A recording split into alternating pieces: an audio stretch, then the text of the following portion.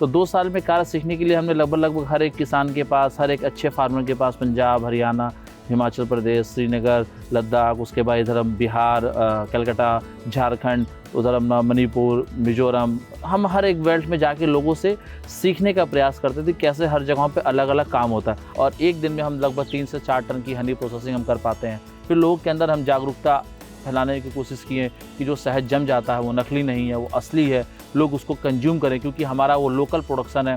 हमारा सरसों का शहद सबसे ज़्यादा प्रोड्यूस होता है पूरे भारतवर्ष में। तो अभी जो है कंपनी का टर्नओवर जो है, जो आपने बताया 50 बॉक्स से शुरू किया था, अब कंपनी का टर्नओवर कहाँ तक पहुँचा? लास्ट ईयर का हमारा टर्नओवर लगभग 1 करोड़ 25 लाख के ऊपर लगभग है, और इस साल हम उम्मीद करते हैं कि 2 CR के ऊपर जाएगा। एक ऐसा युवा जिसने इंजीनियरिंग और मैनेजमेंट की पढ़ाई करने के बाद कहीं नौकरी नहीं की, बल्कि चुना मधुमक्खी पालन के काम को। और इस काम को शुरू करने से पहले उन्होंने देश के विभिन्न राज्यों में, विभिन्न जिलों में यात्रा की, कभी बस से तो कभी ट्रेन के जनरल कोच में। आज हम पहुंचे हैं बाराबंकी के रजौली गांव में निमित कुमार सिंह के यहाँ, जो रहने वाले तो गोरखपुर के हैं, लेकिन वो बाराबंकी में आकर मधुमक्खी पालन का काम कर रहे हैं। और आज उनके यहाँ जो शहद तैयार होता है वो विदेशों तक भी जाता है। इस शहद ने उन्हें एक अलग पहचान भी दी है। तो बातचीत का सिलसिला आगे बढ़ाएंगे हम आज निमित के साथ। निमित जी, बहुत बहुत स्वागत आपका गांव जंक्शन चैनल पर। निमित जी, ये बताएं कि बीटेक किया, MBA किया और उसके बाद मधुमक्खी पालन करने लगे। बहुत से लोग तो डरते भी हैं मधुमक्खी से। बहुत बहुत धन्यवाद। आप सर आज हमारे यहाँ पे हैं रजौली गांव में, जो कि फतेहपुर ब्लॉक में है। मधुमक्खी पालन करने का चुनाव एक काफ़ी हमारे लिए रिस्की भी था, क्योंकि हमारी पढ़ाई करने के बाद, मैनेजमेंट की पढ़ाई करने के बाद, हम पूर्वी उत्तर प्रदेश के ज़िले से बिलोंग करते हैं। तो यहाँ पे एक अच्छी पढ़ाई करने के बाद परिवार का और एक समाज का और लोगों का प्रेशर होता है कि हम अच्छा नौकरी करें। लेकिन मेरा चुनाव नौकरी में इसलिए नहीं था क्योंकि हमारा नौकरी में कभी मन, मुझे ऐसा लगता था कि नौकरी में मन नहीं लगेगा। तो मैंने सोचा कि क्यों ना कोई व्यवसाय किया जाए। तो बीटेक क्या सोच के कर लिया था पहले? बीटेक सोच के इसलिए कर लिया था क्योंकि पहले क्या होता था, जब हम लोग पढ़ाई करते थे तो 10th पास किया, 12th पास किया, तो उस समय हम लोग को ऐसा कुछ बताने वाला नहीं होता था कि आपको बिजनेस करना है तो कॉमर्स पढ़ना है या BBA करना है, बिजनेस करना है। तो बीटेक ये सोच के कि टेक्निकल है और टेक्निकल लाइन में जाना है। हमने क्वालिफाई किया, बीटेक में चले गए, बीटेक पढ़ाई कंप्लीट किया, मैकेनिकल में पढ़ाई किया हमने, फिर MBA कर लिया। लेकिन सोच ये था कि अपना बिजनेस करना है, तो पढ़ाई तो ज़रूरी है कोई बिजनेस करने के लिए। तो एक इंजीनियरिंग माइंड सेट होने की वजह से कैचिंग पावर थोड़ा ज़्यादा थी, लर्निंग जल्दी सीखते थे लोगों से। तो बीकीपिंग का चुनाव इसलिए हमने किया क्योंकि बीकीपिंग एक लैंडलेस बिजनेस है, ज़मीन की आवश्यकता नहीं है इसमें। दूसरा, हम कम पैसे में इस काम को शुरू कर सकते थे। तो हमने इसलिए 2000 जब पढ़ाई हमने ख़त्म की 2012 के बाद, तो हमने 2 साल डिस्टेंस MBA डाला। और डिस्टेंस MBA करने के बाद हमने ये सोचा कि क्यों ना हम इस 2 साल में हम इस कार्य को सीख लें।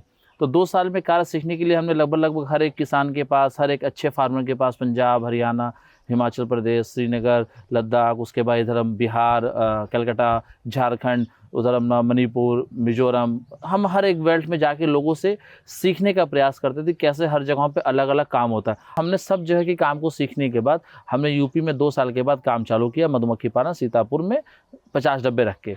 जब सीतापुर में डब्बे रखे, वहाँ पे यूकलिप्टस और सरसों का फसल काफ़ी एबुडेंट था। फिर हमने लगातार 3 साल सीतापुर ज़िले में काम किया। फिर हमने बाराबंकी ज़िले में आकर के काम चालू किया। बाराबंकी ज़िले में हमने अपनी ज़मीन खरीदी, हमने यहाँ अपना सेटअप बनाया। यहाँ पे सेटअप बनाने में हमें जो भी मेहनत हुआ, हमने बिल्डिंग, मशीनरी, उसके बाद हमने अपना बी बॉक्सेस रखा। लेकिन हमको ये लगा कि ये कार्य तो हम एज यूजुअल करते चले आ रहे हैं, क्यों ना हम इसमें लोगों को भी जोड़ें, हम क्यों ना सामाजिक दायित्व भी निभाएं इसमें।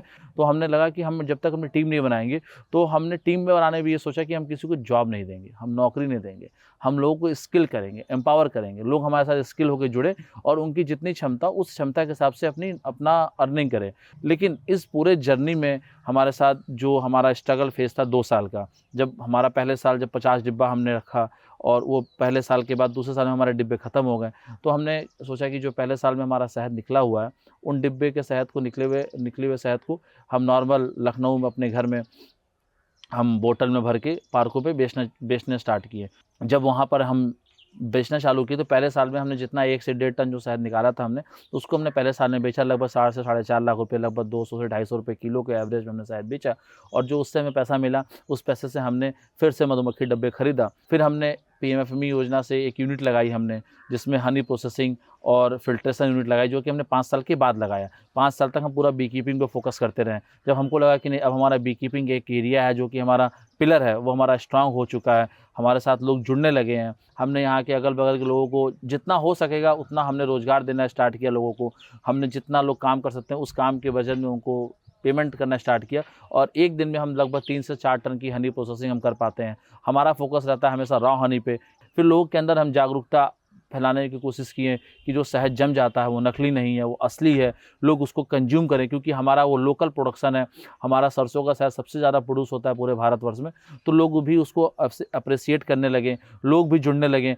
ट्रेनिंग प्रोग्राम के लिए बच्चे, महिलाएं, उसके बाद हमारे साथ स्टूडेंट्स आने लगे यहाँ पे ट्रेनिंग प्रोग्राम के लिए। हम लोगों को ट्रेनिंग भी देने लगे, लोगों को प्रशिक्षण भी देने लगे, और ट्रेनिंग के लिए हमने कोई फीस नहीं रखी। कोई अगर बॉक्स खरीदता है तो उसका हमने पैसा रखा कि आप बॉक्स परचेज करें, तो उसका जो भी बॉक्स की कीमत है, लगभग एक बॉक्स की कीमत 4 से 5 हज़ार रुपये, तो वो हम उनसे लेते हैं कि अगर as per the quality control जो FSI का पैरामीटर, उस क्वालिटी कंट्रोल में अगर कोई फार्मर हनी प्रोड्यूस कर रहा है और हमारे साथ में काम कर रहा है, तो हम उसका हनी भी बायबैक करने लगे, ताकि उनको एक मार्केट मिलने लगे, क्योंकि सबसे बड़ी प्रॉब्लम होती है मार्केट की। फिर हमने जो ये सेंटर बनाया, इस सेंटर को हमने सोचा क्यों ना हम एक CFC की तरह इस्तेमाल करें, कॉमन फैसिलिटी सेंटर। अगर कोई एक ऐसा फार्मर है, वो चाहता है उसके पास शहद है, वो आया और शहद अपना लेके आया, यहाँ पे शहद अपना पैक करके अपने बॉटल को लेके जाना चाहता, तो हमने वो भी फैसिलिटी स्टार्ट की।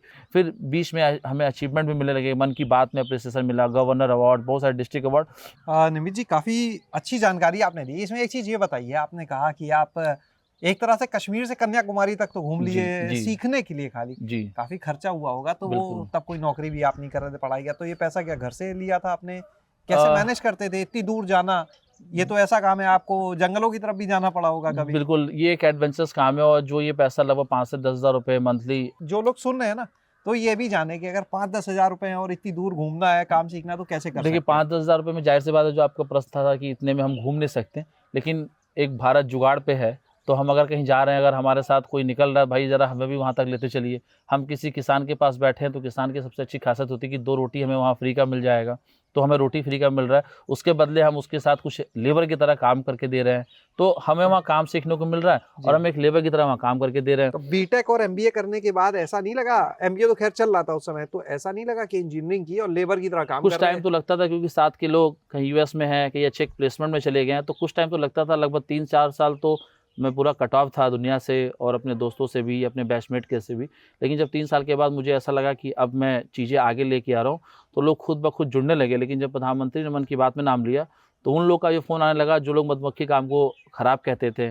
एक चीज़ ये बताइए कि आपने जो रोजगार की बात हो रही थी, कितने लोगों को जोड़ा हुआ है गाँव के? कितने लोग हैं जो आपके साथ रोजगार पा रहे हैं? लगभग हम अगर देखें परिवार के रूप में, तो लगभग 100 से 150 परिवार जुड़े हुए हैं। कहाँ-कहाँ तक अभी आपकी शहद की सप्लाई जाती है? शहद की सप्लाई अगर हम देखें तो गुजरात, दिल्ली, गुड़गांव, उसके बाद हम अगर अदर कंट्री में बात करें तो केन्या, दुबई, सऊदी अरब और दूसरे बहुत सारे एक्सपोर्टर के लिए हम काम कर देते हैं। फिर जैसे आपने देखा दीपक कैंडल्स, तो दीपक कैंडल तो हम एक-एक दिन में 3-3 लाख दीपक बना के दिए हैं लोगों को। अब ये बन ही रहे हैं शायद अभी ये पीछे। बनी भी रहे हैं दीपक, और हम लगभग अभी प्राण प्रतिष्ठा जब 22 जनवरी को था पिछले वर्ष, तो हम लोगों ने 48 घंटे के अंदर 3 लाख दीपक इसी जगह से बना के दिया था। तो अभी जो है कंपनी का टर्नओवर जो है, जो आपने बताया 50 बॉक्स से शुरू किया था, अब कंपनी का टर्नओवर कहाँ तक पहुँच चुका है? लास्ट ईयर का हमारा टर्नओवर लगभग 1 करोड़ 25 लाख के ऊपर लगभग है, और इस साल हम उम्मीद करते हैं कि 2 CR के ऊपर जाएंगे। तो यहाँ पर आप निमित को सुन रहे थे, और निमित जी के पीछे ही आप देखिए जो कुछ लोग खड़े हुए हैं, कुछ यंगस्टर्स, कुछ युवा हैं, लड़के लड़कियाँ, जो अभी यहाँ पर जो बी वैक्स है उससे दिए तैयार कर रहे हैं, मोमबत्ती बना रहे हैं। इनके पास भी चलते हैं और बातचीत करते हैं। तो आज निमित जो हैं वो कई लोगों को रोजगार भी दे रहे हैं, जिनमें एक बड़ी संख्या महिलाओं की, लड़कियों की, युवाओं की है। ऐसे ही कुछ लोग हमारे साथ में मौजूद हैं इस समय। क्या नाम है आपका? सर मेरा नाम गोल्डी है, मैं इसी गांव की रहने कौन सा गांव है ये? मैं रजौली गांव की रहने वाली हूँ। कब से यहाँ पे आप क्या काम कर रहे हो, क्या कब से कर रहे हो? सर हम लोग 3 साल से काम कर रहे हैं यहाँ पे। 3 साल हो गए। क्या जी करते हो आप? सर हम लोग शहद भी पैकिंग करते हैं, दीपक भी बनाते हैं और रोल कैंडल भी बनाते हैं। शहद हम लोग सर स्टॉल पे बेचने भी जाते हैं। तो महीने में कितना मिल जाता है इससे? महीने में 6-7 हज़ार सर काम हो जाता है। 6-7 हज़ार का मिल जाता है जी काम। सर। और जब दिए ज़्यादा बन रहे होते हैं तब कुछ बढ़ जाता होगा? जी जी सर। क्या करते हो इस पैसे का फिर? सर हम लोग पैसे मतलब थोड़ी अपनी भी ज़रूरतें पूरी करते हैं और घर में भी पापा को देते हैं। क्या नाम है आपका? सर मेरा नाम पुनेश कुमार है। तो आप ये बताओ, कब से आप यहाँ पे आ रहे हो? सर लगभग मेरे को सर 5 साल हो गए हैं। 5 साल से आ रहे हो? जी सर। पढ़ाई पूरी हो गई? नहीं सर, अभी एग्रीकल्चर कर रहे हैं सर। अच्छा, एग्रीकल्चर। जी सर, ओके, क्या करो, बीएससी? बीएससी है जी सर। बीएससी है जी। तो यहाँ पे आप क्या क्या काम करते हो? सर मैं एक फार्मिंग का काम करता हूँ और दूसरा महिलाएं जो दीपक बना रही हैं सर, महिलाओं को भी दीपक बनाने में सपोर्ट करता हूँ सर। जो हमारा हनी का है, हनी का प्रोसेस भी देखता हूँ मैं सर। कितना महीने में हो जाता है आपका? सर मेरा तो लगभग 15-20 हज़ार हो जाता है महीने हो जाते में। जी सर। तो अब तो पढ़ाई तो अपने आप ही कर ली होगी पूरी खुद ही, घर से नहीं लेने पड़े होंगे पैसे? नहीं सर, घर से जब तक सर हम यहाँ काम स्टार्ट किए हैं, जब से सर का सपोर्ट रहता है हमेशा, मैं घर से पैसे नहीं लेता हूँ। नहीं लेते हैं। चलिए, बहुत अच्छी बात है। तो यहाँ पर इन लोगों को आप सुन रहे थे और आज आपने देखा कि किस तरह से यहाँ पर निमित जो हैं उन्होंने एक ऐसी चीज़ को चुना जो शुरू में लोग जिसे लेकर कई बार उनकी आलोचना करते थे कि आखिर इंजीनियरिंग मैनेजमेंट की पढ़ाई करने के बाद किस काम में पड़ गए, लेकिन आज वही लोग जो है वो उनकी तारीफ करते हैं काम की। एक अलग पहचान भी निमित को मिली है। एक बार फिर से निमित के पास चलते हैं और बातचीत आगे बढ़ाते हैं अपनी। हम अपने इस मधुमक्खी पालन के काम से निमित एक तरफ जहां खुद आत्मनिर्भर हुए, दूसरों को रोजगार दिया, तो वहीं इसके कई सामाजिक पहलू भी, यानी कई बड़े बदलाव भी इस काम से वो लाए हैं। निमित, जो बदलाव आप गांव में लाए इस काम से, वो किस तरह के, वो भी एक बार जरूर बताएं। इससे सामाजिक पहलू ये था कि बाराबंकी जिले का चैनपुरवा गांव है जो कि रामनगर तहसील में है। वहाँ पे उस समय के बाराबंकी पुलिस का इनिशिएटिव था ये। उस समय के तत्कालीन एसपी डॉक्टर अरविंद चतुर्वेदी के सहयोग से हम लोगों ने उस गाँव में, जो कि पिछले 35 वर्षों से अवैध रूप से इलीगल काम चलता था, जो कि महिलाएं और लड़कियाँ करती थी, उसमें हमारा एक सिपाही की तरह सहयोग था कि कैसे हम उनको रोजगार दे सकें, कैसे उनको हम रोजगार में बदल सकें। ये हमारा वहाँ उस गांव में कार्य था। तो ये बताएं निमित कि अगर कोई आपसे संपर्क करना चाहे, आपने कहा आप निःशुल्क प्रशिक्षण भी देते हैं, कोई आपसे संपर्क करना चाहे, इन चीज़ों के लिए सीखना चाहे, कैसे मधुमक्खी पालन करें, कैसे इससे प्रोसेसिंग करें, कैसे कैंडल्स बनाएं, तो कोई नंबर आपका, कोई पता जिस पे वो आपसे संपर्क कर सके? जी बिल्कुल, हमारी वेबसाइट है www.madhumakkhiwala.com। उस पर भी आके कोई मैसेज डाल सकता है, इंस्टाग्राम पे भी डाल सकते हैं। और हमारा नंबर 956556 और 222 95 65 55 62 22, इस नंबर पे संपर्क करके हम लगभग महीने में 2 बैच हमेशा कोशिश करते हैं चलाने का। ट्रेनिंग हमारी फ्री रहती है, लॉजिंग हमारी फ्री रहती है, जैसे हमारा स्टाफ रहे वैसे वो रह सकता है। और हमारे पास सुबह से लेकर शाम तक वो यहाँ पे सीख के जा सकते हैं। और अगर पूरे साल वो सीखना चाहते हैं तो भी हमारे एपेरी ओपन रहती है, हमारे एपेरी के साथ वो जाके सीख सकते हैं। बहुत बहुत शुक्रिया हमारे साथ निमित जुड़ने के लिए, महत्वपूर्ण जानकारी देने के लिए। तो आज आपने सुना कि कैसे एक युवा ने अपनी प्रोफेशनल एजुकेशन के बाद, क्वालिफिकेशन के बाद मधुमक्खी पालन के काम को चुना, कश्मीर से लेकर कन्याकुमारी तक की यात्रा की इस काम को सीखने के लिए, और जो जज्बा था वही जज्बा आज उनको इस मुकाम तक लेकर आया है, एक अलग पहचान दिलाई है। तो अगर आप भी यहाँ आकर इनसे मधुमक्खी पालन का काम सीखना चाहते हैं, वो भी बिना किसी फीस के निःशुल्क, तो संपर्क कर सकते हैं। मोबाइल नंबर भी उन्होंने अपना आपको बता दिया, पता अपना बता दिया, आप बिल्कुल इस पर संपर्क कर सकते हैं। शैलेश अरोरा, गाँव जंक्शन। गांव जंक्शन को सभी सोशल मीडिया प्लेटफॉर्म्स पर फॉलो करें। व्हाट्सएप चैनल और जीमेल आईडी पर भी संपर्क साध सकते हैं।